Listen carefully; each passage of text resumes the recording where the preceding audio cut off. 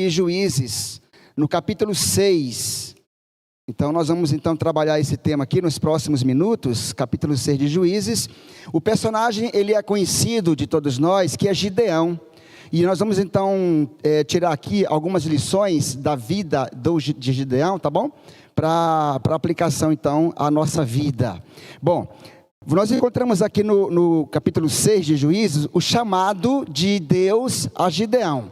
Gideão, ele é um dos juízes, porque ali entre o patriarcado e a monarquia, nós temos mais ou menos 3 séculos ali, onde não havia uma liderança estabelecida.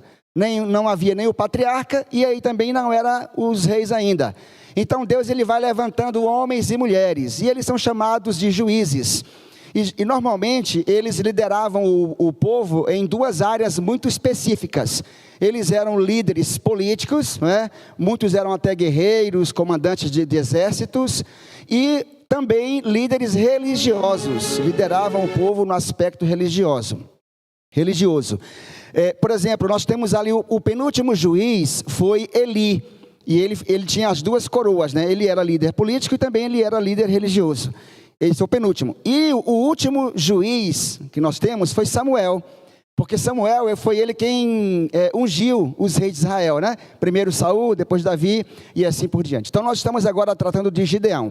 A Bíblia diz aqui que o anjo do Senhor, aqui no capítulo 6, versículo 11, então o anjo do Senhor veio e sentou-se debaixo do carvalho que está em Ofra, que pertencia a Joás, da família de Abiezer.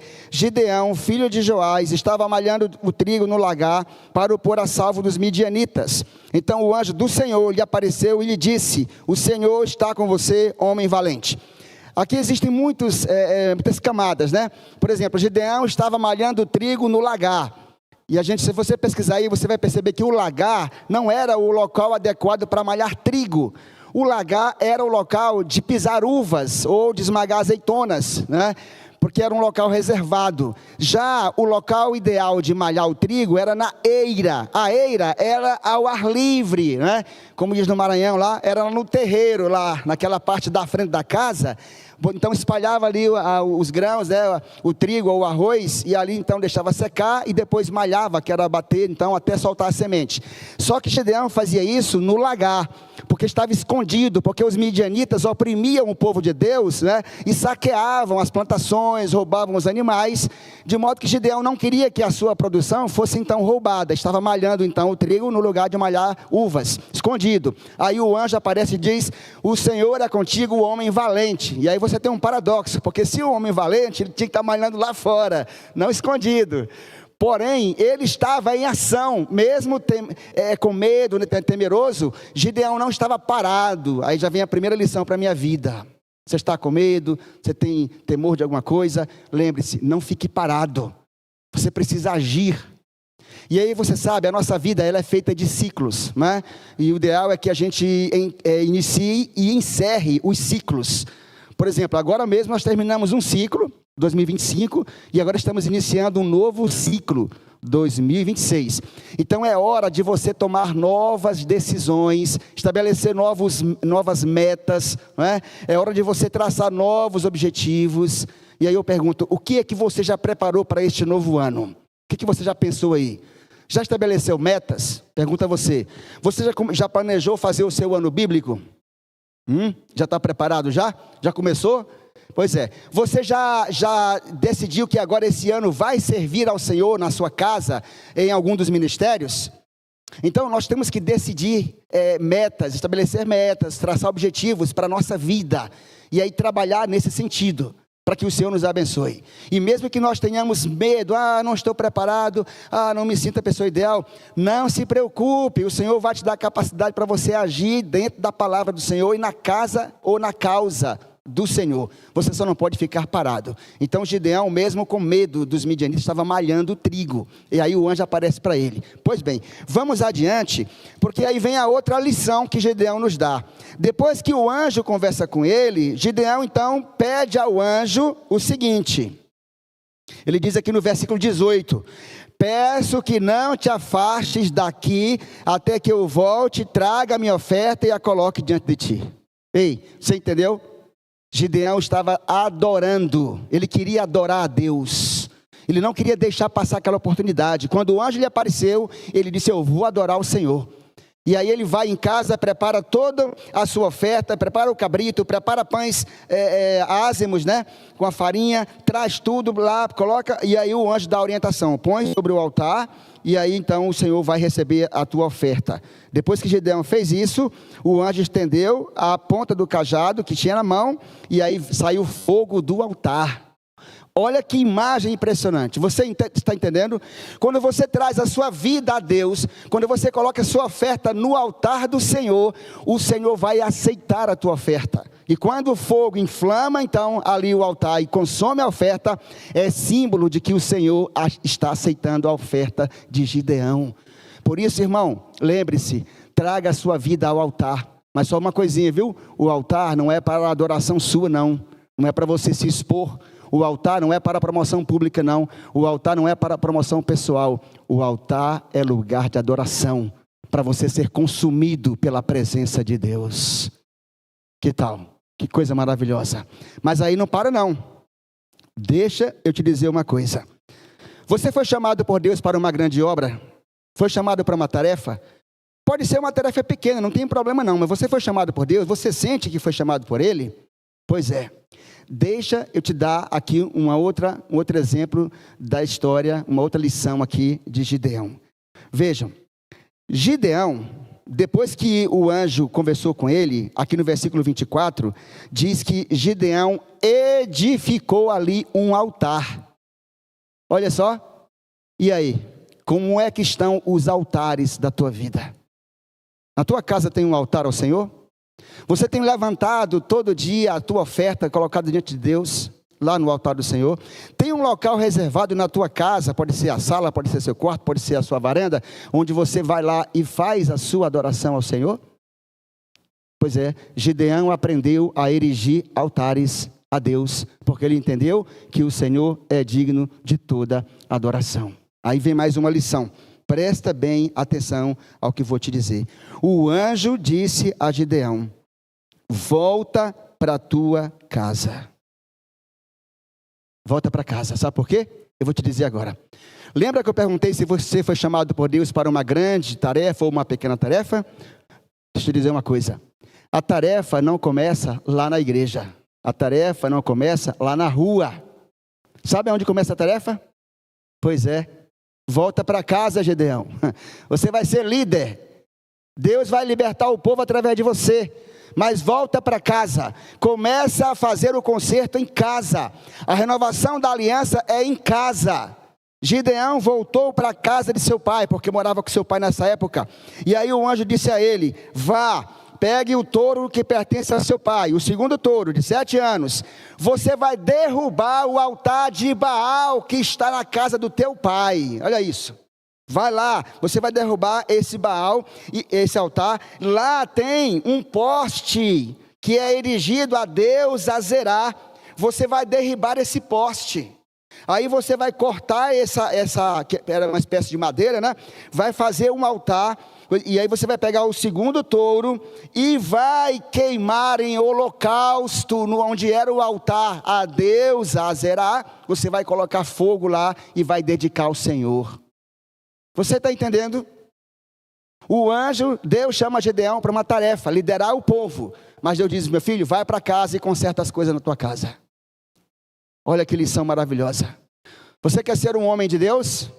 Você quer ser um homem, uma referência na igreja? Irmão, volta para casa. Começa a tarefa na tua casa. Organiza. Você lembra que Deus havia dito a Abraão: vai organizar a tua casa, meu filho. Coloca tudo sob disciplina teus filhos. Ajeita as coisas lá, porque você vai ser usado para uma grande obra. Volta para casa.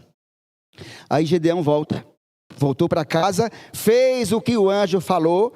E aí você sabe, ele estava com medo, porque naquela ocasião ali na cidade haviam muitos adoradores, né, de Baal, tanto da deusa Azerá também. Ele levou consigo 10 homens, fizeram aquela tarefa, derrubaram o poste, ergueram o altar do Senhor, colocaram o touro, ofereceram em altar. E aí então houve aquela confusão na cidade, as pessoas ficaram sabendo. E aí foram até o pai de Gideão, que é o seu Joás, né? Dizendo: e aí, o teu filho derrubou o altar ao Baal, como é que é? Não vamos fazer nada? E aí tem uma resposta emblemática aqui do pai de Gideão.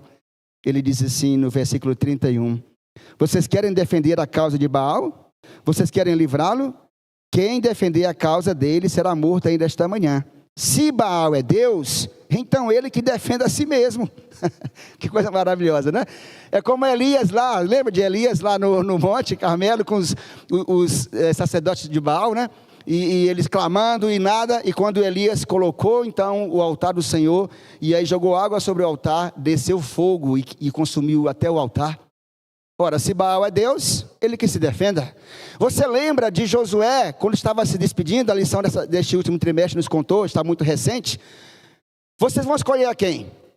Aos deuses que estavam lá no Egito, onde seus pais estavam? Ou aos deuses da terra que vocês habitam agora? Vocês escolhem. Mas lembrem-se, eu e minha casa serviremos ao Senhor. O que precisa ser restaurado na sua casa? Que altares precisam ser erigidos? O que está esquecido na tua casa? O que virou cinza na tua casa?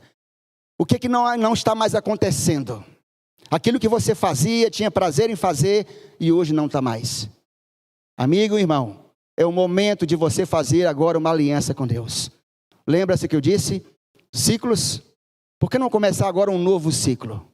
Erigindo o altar do Senhor, derrubando os altares de Baal, colocando a sua casa em ordem, colocando os seus filhos sob disciplina, trazendo tudo sob o comando da palavra de Deus, trazendo sua esposa para junto de você, juntos adorarem ao Senhor, juntos a família, esposo, esposa, os filhos, todos os dias reunidos na sala ou na cozinha, na varanda, abrindo a palavra de Deus, erguendo a voz em louvor e adoração ao Senhor. O que você acha disso? Todos os dias. Eu sei que eu não sirvo como exemplo, mas na minha função eu acabo sendo o exemplo, na minha vocação. Todos os dias na minha casa. Reúno a minha esposa, a minha filhinha, que agora já não é mais filhinha, né? Já é uma moça. Abrimos a Bíblia, a palavra de Deus. Lemos, oramos e dedicamos a vida ao Senhor. Como está o altar da sua casa? O que precisa hoje ser renovado? Hoje é o dia. O Senhor está chamando você. Aproveite esse novo ciclo, esse novo ano. Erga o altar do Senhor na sua casa. E dedique a sua família ao Senhor. Você sabe que existe uma promessa em Joel 2:28, de que nos últimos dias o Senhor derramará de seu Espírito sobre toda a carne. Nossos filhos e filhas profetizarão, nossos velhos terão sonhos, nossos jovens terão visões. O que está faltando aí para que isso aconteça? Isso já aconteceu uma ocasião lá no Pentecoste, no primeiro século, na igreja cristã. Mas essa promessa é dada também para os últimos dias. Nós estamos aguardando o derramamento do Espírito Santo, a chuva serôdia. Agora eu quero que você entenda uma coisa, meu irmão. Ei, para só um pouquinho o que você está fazendo aí. Presta atenção. Você fica dizendo assim, pastor, eu estou esperando a minha igreja reavivar para eu ir para a igreja. Irmão, entenda uma coisa. O reavivamento começa contigo, lá na tua casa. Lembra, Gideão? Volta para casa. Acerta as tuas coisas lá em casa. O reavivamento começa comigo, na minha casa. Aí você reavivado na sua casa e eu reavivado na minha casa. Quando nós nos unirmos na casa do Senhor, aí a igreja se renova. E é assim que acontece. O Senhor derramará o seu Espírito Santo. Está esperando homens e mulheres dispostos para receber esse Espírito. Você está disposto hoje a ser um Gideão, a ser um Elias? Reflita sobre isto. Amigos, eu e a Cal aqui, nós vamos nos colocar ajoelhados, tá bom? Mas onde você estiver, se você não puder se ajoelhar, não tem problema. Feche seus olhos, concentre o seu pensamento em Deus e ouça aqui a nossa oração, para que o Senhor chegue até o seu coração também, porque esta bênção é para você e para a sua família. Nós vamos orar agora.